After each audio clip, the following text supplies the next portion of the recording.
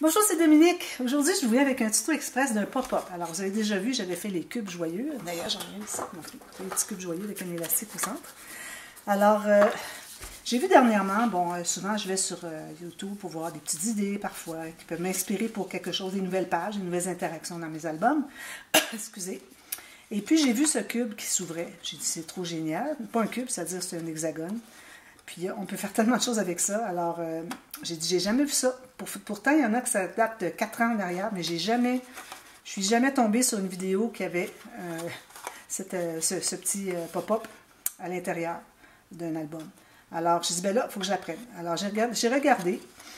J'ai pas trouvé de... J'ai cherché longtemps avant de trouver un tuto qui dit comment le faire. Parce que la plupart des personnes ont une matrice de découpe avec toutes les bandes, tout ça. Là, vous allez le voir quand on va le faire ensemble. Alors, c'est une matrice de découpe, ils en coupent deux, puis ils font les lignes de pliure, etc. Puis je crois que même les lignes de pliure sont déjà faites sur la matrice de découpe. Alors, je trouvais que c'était un petit peu exagéré. Pas seulement exagéré, mais je me dis, aussi bien le faire nous-mêmes. On aime faire du scrap, alors surtout que le prix de la matrice, moi j'ai regardé sur Amazon, c'était comme 30 $, alors 20 quelques euros, 23 euros. J'ai dit non, il n'y en a pas question. Je ne vais pas mettre 23 euros pour faire, à l'occasion, faire un petit pop-up comme ceci. Alors, j'ai cherché et puis j'ai trouvé Ankita Crafter Corner.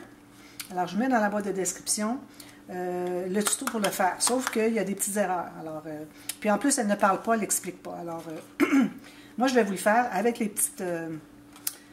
c'est pas des erreurs, mais c'est des façons de s'y prendre qui peuvent nous jouer des tours. Parce que moi, j'ai fait lui, d'ailleurs. Et puis, d'ailleurs, j'en avais un autre, puis j'ai fallu que je jette un des deux morceaux, parce que ce sont deux morceaux, parce qu'il y avait quelque chose que j'avais fait comme elle, puis ça ne fonctionnait pas. Alors, je dis, je sais comment faire. Alors, je vais vous expliquer ça au fur et à mesure. Là, vous voyez qu'il est plat, mais on doit mettre un élastique à l'intérieur. Alors, moi, avant d'assembler, alors on place l'élastique ici et ici, avant d'assembler ces quatre côtés-là. Et puis, celui que j'avais mis n'était pas assez fort. Alors, ça faisait comme ça. Il faut vraiment que ça s'ouvre au maximum comme ça. Alors, je l'ai enlevé, puis j'ai essayé de le remettre un autre, puis ça ne fonctionnait pas, c'est difficile d'accès. Alors, j'ai décidé d'en faire un autre. Alors, j'ai enlevé l'élastique finalement, puis c'est ce que ça donne. Mais quand même, je le garde comme prototype. Mais l'important, c'est vraiment de poser l'élastique avant d'assembler les derniers quatre côtés. Alors, j'ai pensé vous le faire en tuto. J'ai pensé que ça vous intéresserait, parce que bon, quand j'ai fait le cube joyeux, tout le monde l'a tellement aimé, tout le monde le refait. Alors, j'ai pensé que ça pourrait être intéressant de faire celui-là aussi. Alors, je vais vous montrer, je vais vous parler du matériel dont vous avez besoin. Alors, premièrement, une feuille de papier. Alors, moi, j'ai dit 220 grammes, 216 grammes. Alors, je recommanderais autour de 200 grammes. 176, c'est trop mince. Et puis, 250, c'est trop épais. Donc, ça vous donne une idée. Moi, je dirais 200. 200, c'est bien. Puis, si je vous donne une idée de la courbure que ça fait, c'est ça, vous voyez. Quand même assez rigide. Alors, vous avez une feuille. Vous allez avoir besoin d'un morceau de 18 cm par 18 cm. D'accord? Alors, ensuite, vous avez besoin d'un plioir, d'un stylet, excusez le mien, c'est parce qu'il est cassé. Je l'avais cassé, puis j'ai les morceaux séparément, puis là, je ne trouve pas l'autre d'ailleurs.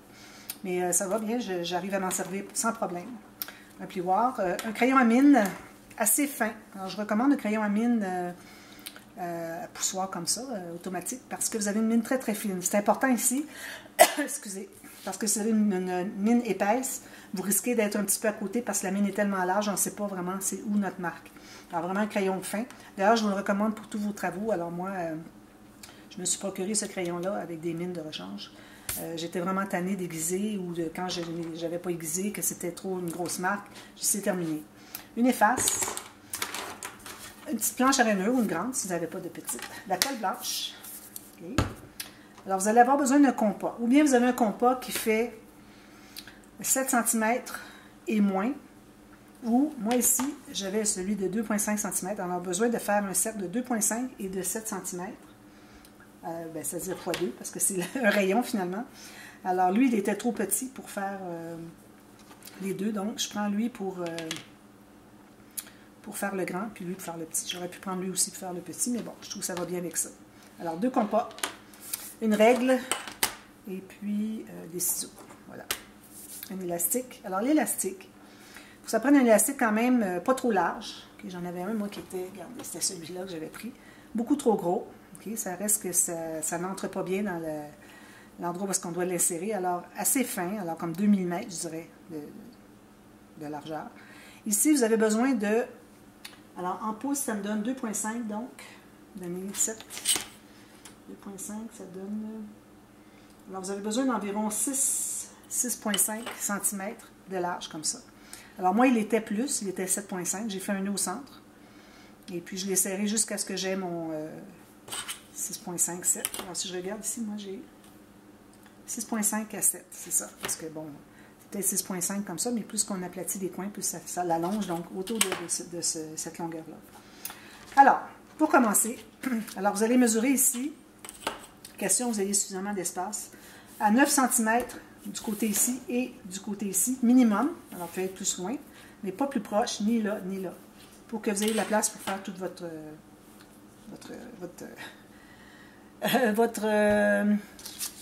hexagone. Alors, il faut en faire 2. Alors, moi, j'en ai fait un déjà d'avance. Alors, c'est ce que ça donne. Je vais vous montrer tout de suite.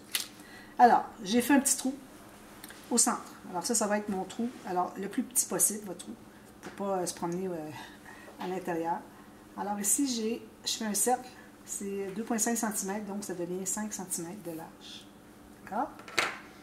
Ensuite, je me fais une marque juste en bas ici, approximativement en bas du point du centre. Là, vous allez placer votre aiguille sur... Alors là, c'est bien important là, que ça soit bien fin, la mine. Hein? Là où est-ce que la marque rencontre le cercle. Alors, il faut le mettre vraiment dessus, comme ceci. Puis là, vous faites une toute petite marque comme ceci. Vous repositionnez vraiment là où ça rencontre. Il faut prendre le temps de bien le faire comme il faut. Sinon, quand vous allez arriver à la fin, vous ne serez pas égal. Comme ça. Alors ça, c'est la technique Ankita. Merci beaucoup, Ankita. Je sais qu'elle ne parle pas français. C'est une dame d'Inde, des Indes. Alors ici, j'arrive à la fin. Alors si je mets mon pic, alors là d'ailleurs, je vais zoomer. Vous ne devez absolument rien voir ce que je suis en train de faire. Et, si je mets la main comme ça, je vais vous le montrer. J'ai fait un cercle. Alors j'ai mon point ici. Là, il faut que je me lève parce que je suis toujours en dehors du champ. Alors, vous voyez le cercle. J'avais fait mon petit point ici. Alors, j'avais 9 cm minimum de ici et ici. J'ai fait un point au centre. J'ai piqué, pas trop épais, pas trop gros, juste la pointe d'un pic.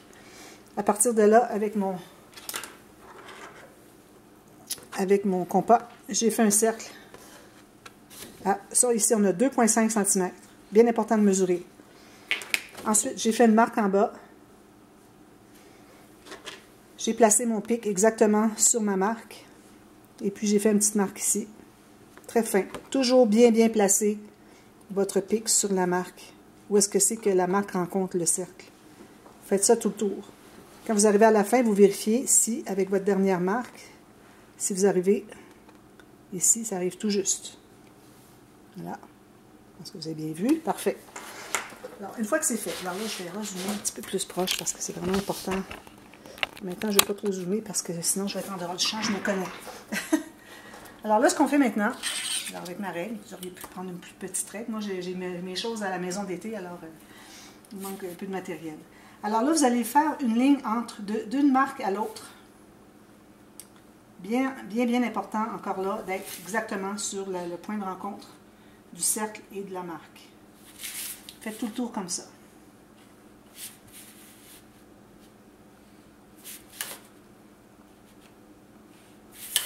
Dernier ici. Alors, ça me donne un hexagone. Parfait. Vous voyez bien. OK? Ensuite, alors là, ce qu'on fait, c'est qu'on va, à partir de là, on va prendre le gros compas. Puis, on va encore là mettre la pointe sur notre point du centre, le même. Alors là, ici, moi, je me trouve à avoir 7 cm. Alors, vous faites une marque tout le tour. C'est pas nécessaire que ça soit foncé, c'est juste pour nous situer pour les lignes. Alors voilà, on ne devrait plus avoir besoin du compas à partir de ce moment-ci. Excusez, je vais juste... Alors, j'ai mon cercle. Parfait. Alors là, c'est là qu'il y a une différence. C'est que Ankita, ce qu'elle a fait, c'est qu'elle a fait...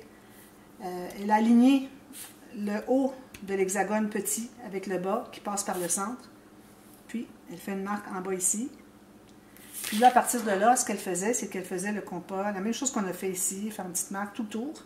Mais je trouve que si on n'est pas vraiment vis-à-vis, ce qui arrive, c'est qu'à la fin, peut-être que le deuxième hexagone, parce qu'on va former un autre hexagone avec le grand cercle, peut-être qu'il va être un petit peu décalé. C'est ce qui m'est arrivé. Ce qui fait que mes bandes ici, il faut qu'ils soient parallèles. Alors, elles n'étaient pas parallèles. Alors, moi, j'ai trouvé que la façon la plus simple, puis plus facile à faire aussi, alors vous reliez le haut de votre hexagone petit avec le bas. Idéalement, vous passez par le centre du point. Alors, vous allez faire une marque sur votre cercle de 7 cm, ici et ici. Voyez-vous, là, ma petite marque ici, elle n'était pas vis-à-vis tout à fait. Alors, j'aurais eu un problème quand il arriverait le temps de plier. Alors, avec deux points comme ça, vous faites une ligne en haut, en bas. Faites la même chose avec les autres. Alors, de ici à ici, je passe par le centre, je me fais une marque sur mon grand cercle. Même chose avec lui. Comme ça, on est certain que ça va être parallèle. Les deux hexagones vont être parallèles. Parce qu'on va faire un autre hexagone avec lui. D'ailleurs, c'est la prochaine étape. Alors, on réunit, comme on avait fait avec le petit. Je vais vous le montrer une fois terminé. On réunit tous les points où est-ce qu'ils sont, qui croisent le cercle et la petite marque. On les réunit bien, exactement. C'est important d'être bien méticuleux avec ça. Sinon, vous allez avoir des choses qui ne sont pas droites. Peut-être que ça ne se paraît pas beaucoup, je ne sais pas. Je ne suis pas experte, c'est juste la deuxième fois que je le fais. Alors, ça donne ceci. Vous voyez? Comme ça. Maintenant, alors ce qu'on fait, on va prendre notre règle. On va mesurer. Ce qu'on peut faire pour tout de suite, c'est... D'ailleurs, on aurait pu le faire au moment qu'on a croisé les deux, c'est qu'on fait la ligne qui rencontre ici et ici. On fait la ligne carrément. Alors, on aurait pu le faire en même temps qu'on fait les marques sur le côté, finalement. Alors, c'est important de passer par le point en haut et en bas. Il y en a 3 comme ça différents, parce qu'on a 6 côtés. Du petit hexagone qui passe par le centre, et puis que ça va toucher notre... je suis un petit peu à côté. Rejoindre les 2 hexagones. D'accord? Ensuite, alors là, ce qu'on fait, c'est qu'on va calculer 1,2 cm ou 1,5 pouce. À partir du coin, on se fait une marque. Alors, moi, je vais mettre en pouces, mais 1,2 cm, c'est 1,5 pouce. Une marque ici, une autre ici. On fait ça tout le tour. Alors, on en a 12 à faire. Tout le tour comme ça.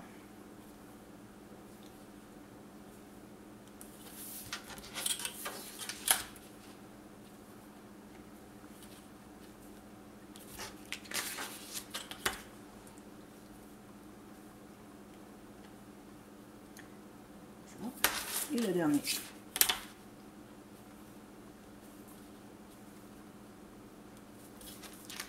Alors, à partir de ces marques, on va se trouver à...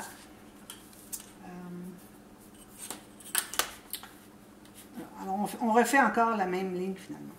On part de... Finalement, peut-être que celle-ci n'était pas obligatoire, mais bon, j'aime mieux la faire pour rien que de ne pas la faire. Regardez ici, je l'avais faite. Je mets ça ici. Non, je ne l'avais pas fait. Alors, là, c'est important de faire les là. Alors, celle que je viens de faire, je trouve que c'est bien de les avoir, mais il faut aussi faire celle-ci. D'accord? Alors, à partir du coin du petit hexagone vers notre marque qui est à 1,2 cm, comme ceci. Jusqu'au coin du petit hexagone. C'est pas nécessaire de faire foncer. Moi, je l'ai fait un petit peu plus foncé pour que vous le voyez bien. Mais faire juste une petite ligne bien fine, pas de problème. De toute façon, ça va être à l'intérieur, ça va être caché.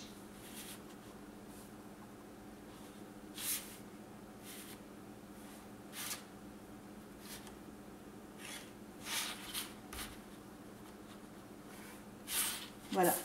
Ça donne ceci. Alors finalement, la ligne que j'ai faite juste avant de faire celle que je viens de faire, c'est pas nécessaire. Ça va. Ensuite, alors là, ce qu'on va faire, c'est qu'on va s'ajouter une bande de collage pour chaque côté d'hexagone, la partie qu'on a ici au centre, d'environ 1 cm. Alors là, je ne suis pas certaine si ça prend plus.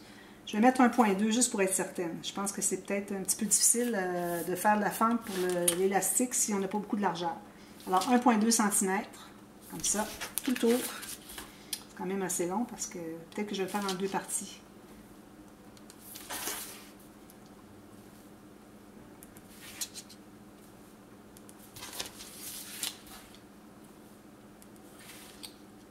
Si vous voyez partie A, c'est qu'il y a une partie B, allez voir parce que c'est la suite, il ne faut pas la manquer. Puis d'ailleurs, vous voyez mes marques que je fais, je la fais vraiment avec ma mesure de 1,2 cm qui est vraiment perpendiculaire avec ma ligne droite qui est ici. Vous voyez, c'est comme si ma règle était le long de ma petite ligne. Puis je me fais une marque ici. Ensuite, on va réunir les marques ensemble, comme ça. Ici. Ici.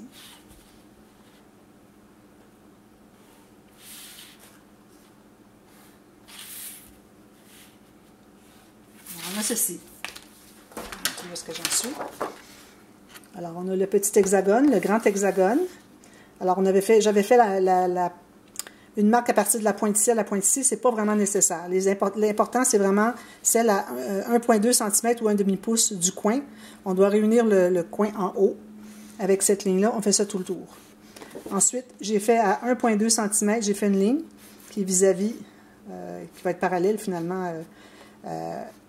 J'ai fait une ligne parallèle ici, mais on va faire une petite marque ici hein, au crayon. On va le couper tout simplement au ciseau, vous allez voir. Alors, ça va faire partie des bandes de collage. D'accord? Alors, là, on va couper. Alors, ce qu'on fait, on commence par couper une ligne droite. Alors, vous voyez, à partir du côté ici jusqu'à la pointe ici. Je vais me couper un petit peu ici. Hein.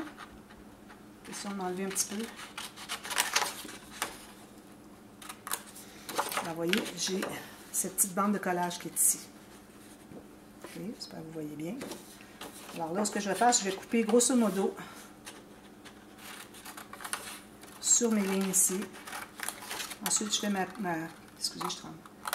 Je fais ma coupe ici, comme ceci. Là, je m'en vais à l'autre ici, comme ça, perpendiculaire avec la ligne qui est ici. Je coupe le long ici.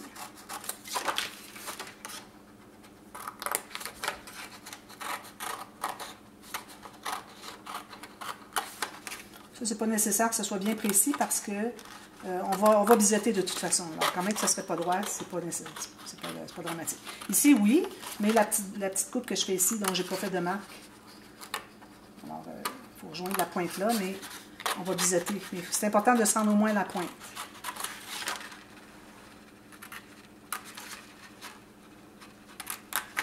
Puis, je continue ici pour rattraper. D'accord? Alors là, on se trouve à voir ça. Là, on va choisir deux côtés d'hexagone face à face. Alors, j'ai mis un X dessus, alors quel qu'il soit, pourvu que ça soit face à face. Alors, ces deux-là ici, on va se trouver à vouloir garder les pointes.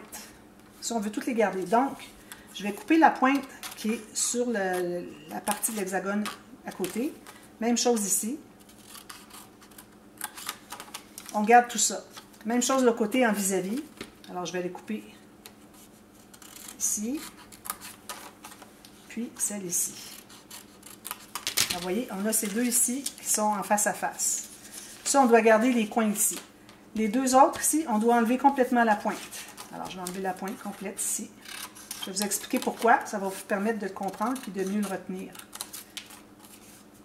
Alors, ça ici. Puis, vous remarquez exactement où est-ce que c'est. Vous allez voir les deux qui restent au centre. C'est celle-là qu'on enlève. On n'en enlève que deux.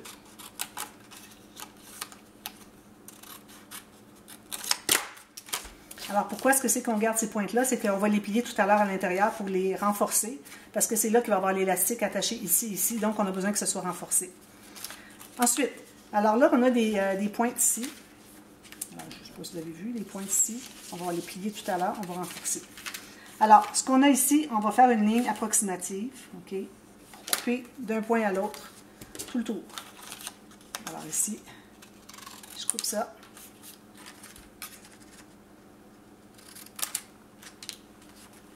Ici aussi.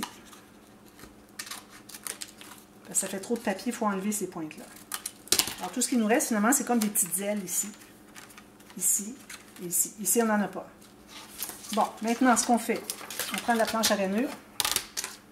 Alors là, c'est vraiment essentiel que vous ayez une ligne faite au feutre sur une des lignes parce qu'on a besoin de voir d'un bout à l'autre, puis on est interrompu par le papier, on ne voit pas, si on n'a pas de ligne, on ne sait pas c'est quelle ligne qui est vis-à-vis. Si on n'a pas fait de ligne au feutre, on ne sait pas si on va être sur la bonne. Alors c'est important d'être sur le côté, en haut vous êtes sur la ligne et en bas vous êtes sur la ligne.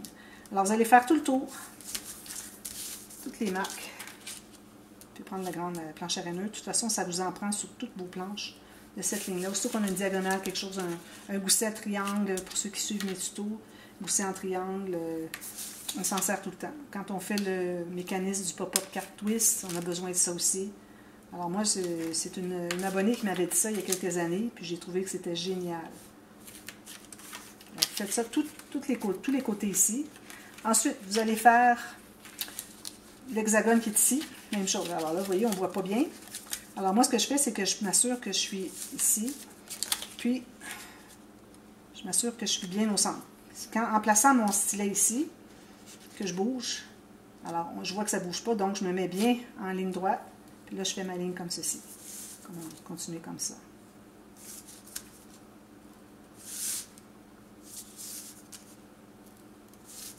C'est juste pour faire une ligne de pliure. Comme ça. Parfait. Alors, si on plie tout ça, on va le plier du côté montagne pour tout de suite. Mais juste faire un petit pli sommaire. Puis aussi, on doit faire celle-là aussi. Celle des ailes. Alors là, je suis sur ma ligne ici. Ici, je suis sur ma ligne ici. Ici, je suis sur ma ligne. Et ici aussi. Voilà. Alors, on plie tout ça, tous les plis qu'on a fait côté montagne, très brièvement, parce que c'est de l'autre côté qu'on va tout plier ça après. Ça, c'est juste parce que je veux que le pli soit bien fait. On fait du côté de montagne.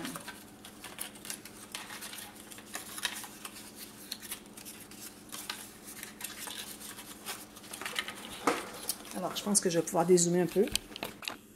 Je pense que vous avez tout bien vu. C'est ce que ça donne.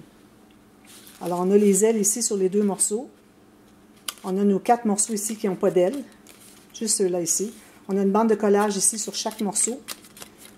Voilà. Tout est droit. Tout est égal vis-à-vis. Alors là, ce qu'on doit faire maintenant, on doit biseauter. On fait un bon biseau, un bon angle. Parce que quand on va le plier, il faut que ça se contienne à l'intérieur ici. Alors, ce que vous pouvez faire, c'est le plier, faire un angle, un biseau jusqu'à la pointe, mais il faut que ça se contienne à l'intérieur. Alors, moi, j'ai juste à faire un biseau de bien accentué. C'est correct. Même, parfois, j'exagère, puis ça va aller. Peut-être les deux qui ont les ailes, peut-être pas aller trop prononcé.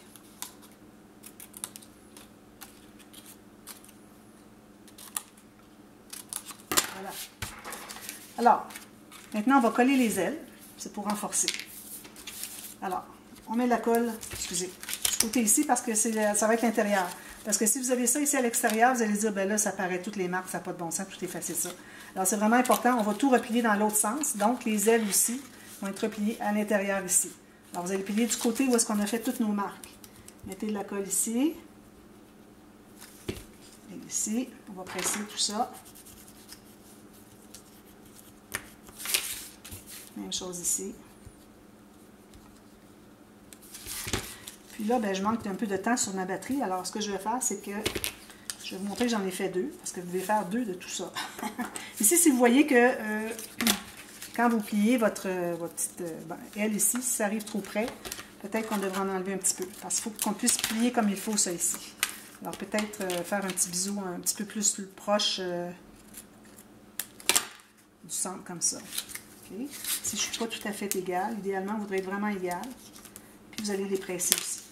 Alors, je vous reviens avec la suite. Alors, comme vous voyez, j'en ai 2 de fait. 2 identiques. Alors, je vous reviens pour la suite pour l'assemblage. Alors, à tout de suite, à la demi-heure. Bye bye.